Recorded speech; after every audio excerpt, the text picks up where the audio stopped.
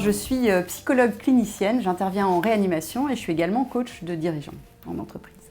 Alors la première chose qui est importante durant un accident, c'est déjà de se rappeler qu'on a un patient qui est également présent dans la pièce, surtout quand c'est un patient conscient.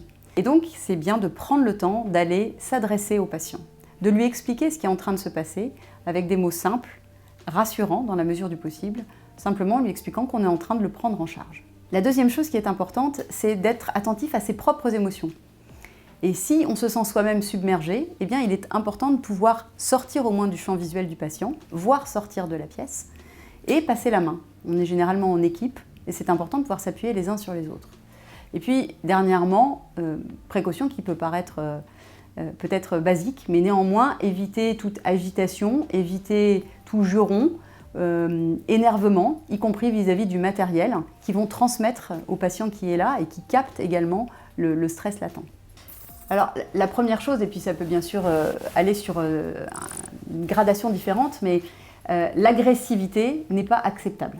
Donc c'est important de pouvoir marquer la limite. Marquer la limite de la réaction ne veut pas dire ne pas accepter ou ne pas reconnaître le droit à l'émotion de la personne qu'on a en face de soi.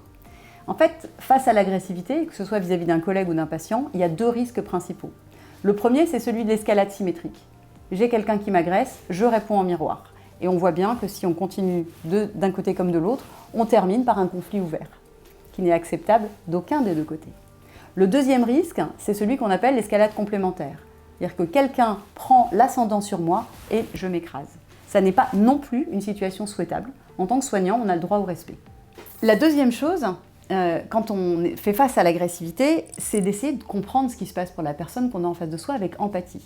Et encore une fois, on n'a pas à tolérer la réaction, mais on peut comprendre l'émotion qu'il y a derrière et très souvent, entrer en résonance avec la personne qui est en face de nous, se mettre à son niveau, la rejoindre émotionnellement et valider son droit, son ressenti, ça va quasiment immédiatement et instantanément faire baisser l'intensité. Une chose importante par rapport à l'agressivité, et qui nécessite souvent un décryptage qu'on arrive à faire à froid, c'est que quand on fait face à quelqu'un d'agressif, c'est pas par rapport à nous, mais c'est par rapport à ce que la personne qu'on a en face de nous est en train de vivre. L'agressivité, c'est une manière pour l'autre de dire « je ne peux pas prendre ce que je suis en train de recevoir ». C'est trop dur. Mais ça n'a rien à voir avec la personne que nous sommes. Nous sommes juste là, à ce moment-là. Nous sommes juste le récipient. Et quand on est capable d'identifier ça, quand on est capable de ne pas prendre personnellement l'agressivité de l'autre, mais de comprendre que ça parle de sa difficulté, alors on est beaucoup plus en capacité d'être calme en face de quelqu'un d'agressif.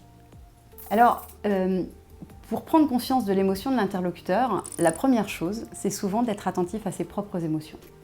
Et ça, c'est quelque chose qu'on n'apprend pas, ni dans nos cursus primaires, ni dans les études de médecine ou d'infirmière, d'être attentif à ce qui se passe en nous. Parce que si on ne fait pas cette première étape, on ne peut pas être attentif à ce qui se passe chez l'autre. Donc ce travail préalable, d'accepter ses propres ressentis, doit aussi nous permettre d'être à l'écoute de ce qui se passe en face de nous, et donc d'être dans ce qu'on appelle l'empathie. Être capable de comprendre en se mettant un peu à la place de l'autre. Quand on identifie qu'il y a en face une émotion à travers une réaction souvent un peu gênante, alors là c'est important d'identifier qu'il y a une vulnérabilité et de réfléchir pour adapter son discours, sa prise en charge, et parfois tout simplement laisser un temps de silence, laisser un peu de temps à la personne qui est en face de nous.